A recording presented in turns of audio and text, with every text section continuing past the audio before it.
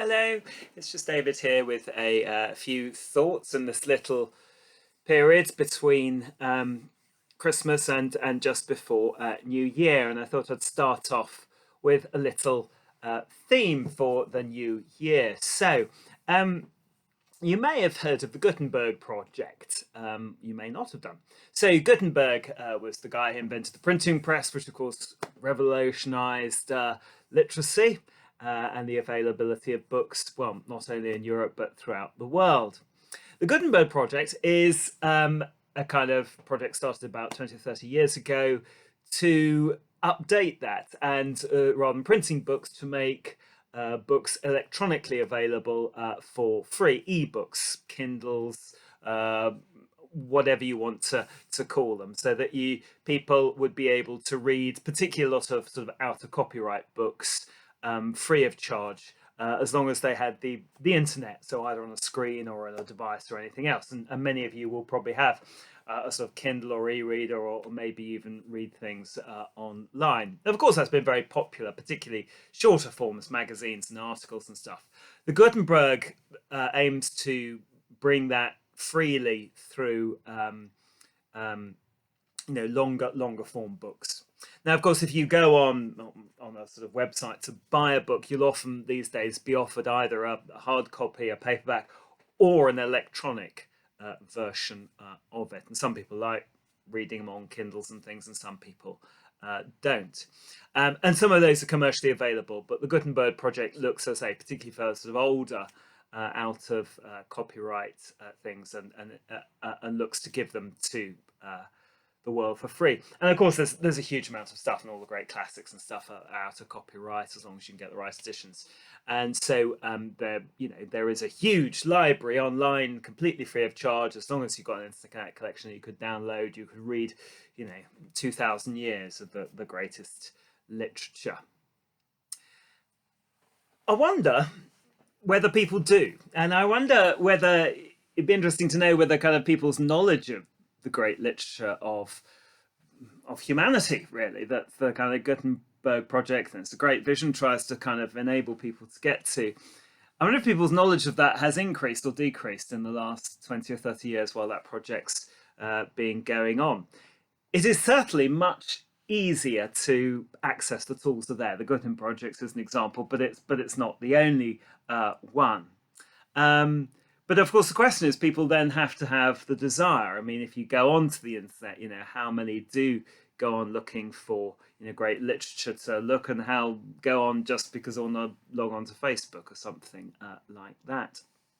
Now, one book that isn't, I saw on the Gutenberg project, is Martin Heidegger's Time and Being, which is just as well, because it's one of the densest pieces of German philosophy written, I think, in the 1930s. Heidegger slightly went out of fashion because he kind of sympathized. Well, if he wasn't a sympathizer, he kind of didn't really do anything to resist the Nazis in Germany.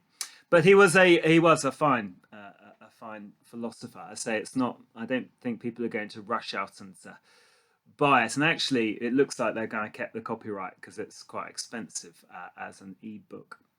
One of the things he does say in one of his more understandable passages is about the use of tools. And he says, consider a kind of workman with a really trusty old hammer banging nails into something. And he says the great thing about a really trusty, lovely, well-weighted hammer that a craftsman might have been using for years and years and years is that as he bangs the nails in with it, he doesn't notice it. It's become an extension of his arm. It's beautifully weighted. And if he picks up a hammer which isn't terribly good, then you start to notice it. It starts to, you think, oh, this isn't terribly comfortable. This isn't my usual hammer.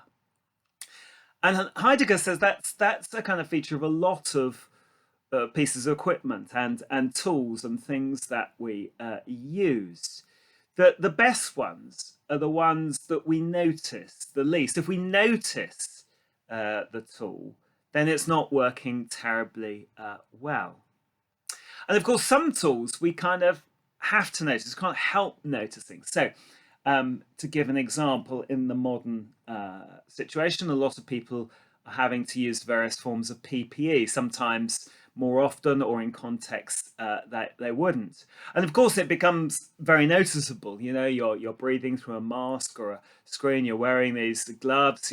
If you're in operating in a hospital all day and these things, you probably get sort of rather hot and sticky.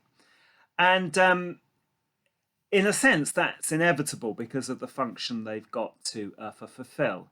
But obviously, the better the stuff is, one of the ways the kind of that we might decide what was the better PP is obviously about effectiveness, but also how comfortable it is to wear. How much do you notice that you're wearing it all day? And of course, the good stuff is the stuff that you would notice less. You go about your day, your work, and you wouldn't be noticing this stuff that you're using or wearing. I say this all because it comes back to that question I asked a bit earlier about the technology, that the Gutenberg press has made all this stuff available, but actually, are we any better read in great works of classical literature as a population than we were 20 years ago? And I think that's going to be one of the questions about technology going forward. I mean, I think one of the things that COVID has done is introduced us all to the marvelous things that technology has enabled us to do, but also its frustrations as well. And I think probably it's a good sort of test of technology is how much we notice we're using it. And again, we usually notice that we're using it when it's not working terribly well because it's frustrating us. But sometimes people do get very enthusiastic about the technology itself. They're all into sort of the latest, I don't know, web browser or device or phone update or whatever. And I always think, well, that's fine. And I can see clear advantages as technology advances. But the point surely is not kind of, what the latest update gives you. But, in the end, does it enable you to access the information you want better and easier? Is it a better tool? Do you actually notice it less in the end? Or is it become so flash that it becomes an end in itself? It becomes, you think you're noticing all the features and all the funny, silly things you can do with it. And actually, that's distracting you from the job you need it to perform for you. So I think that's a very good question to ask of technology. Is, are we learning to use it as a tool to deliver something else, to give an outcome? Or are we actually just becoming fascinated by the technology? And is that, in a sense, getting in a way, or is it becoming a distraction from the stuff that we actually want to do?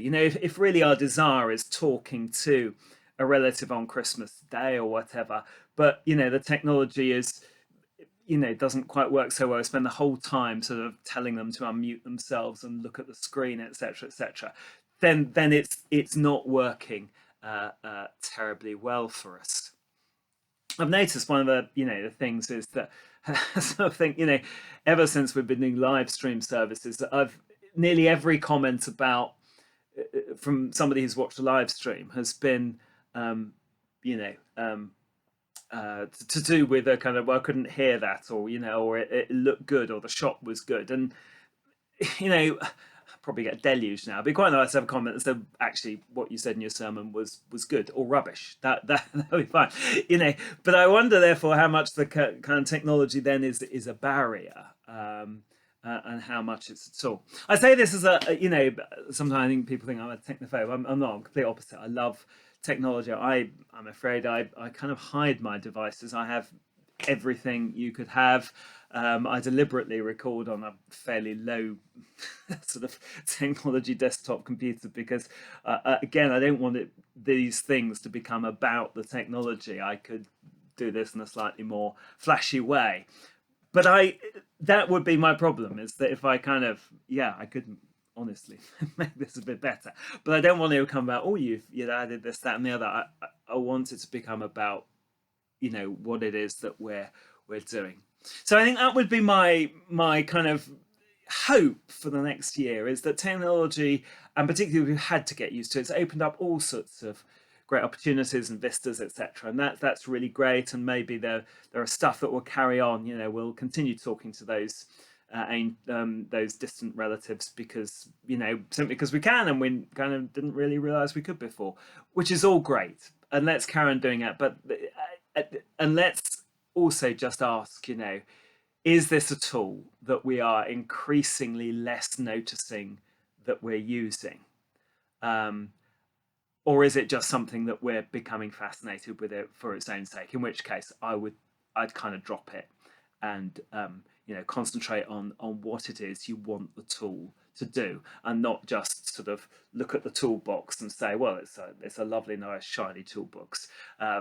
Nice, shiny boxes are not, generally the things that craftsmen have. Craftsmen have things that they love using and almost don't notice they're using. And I hope that's how we'll learn to use technology in the next few years. Thank you.